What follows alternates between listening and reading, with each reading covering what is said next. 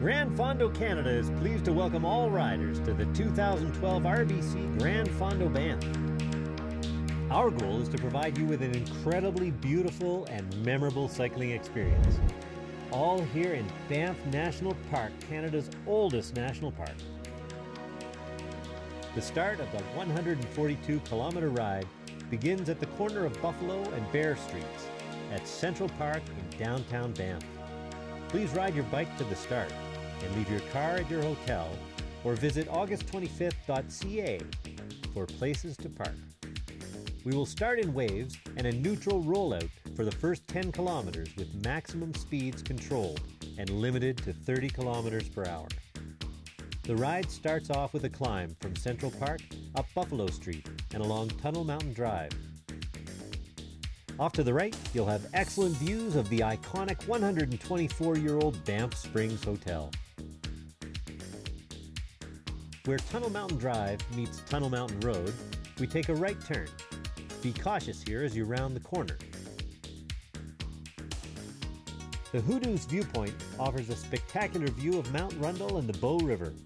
We're not far from the headwaters of the Bow River, and these waters will eventually find their way to Hudson Bay, 1,500 kilometers from here.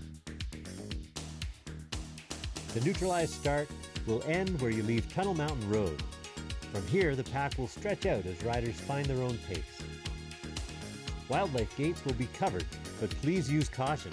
We'll be crossing 5 of them on the course.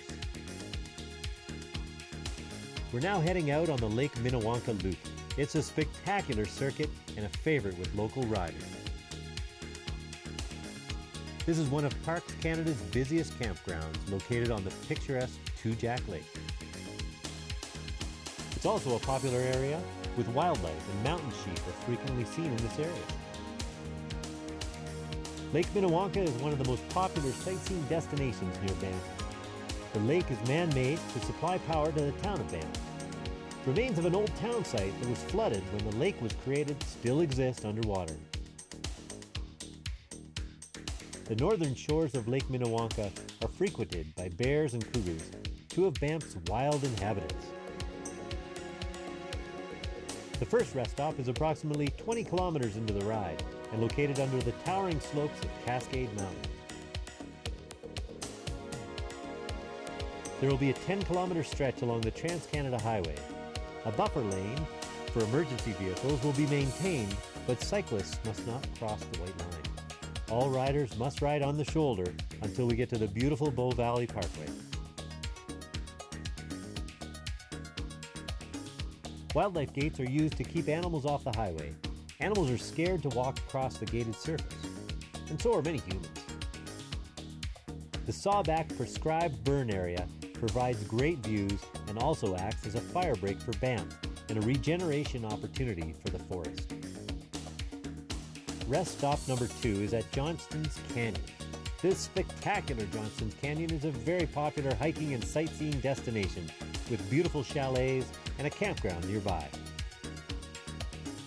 The broad Bow Valley contains the main line for the Canadian Pacific Railway.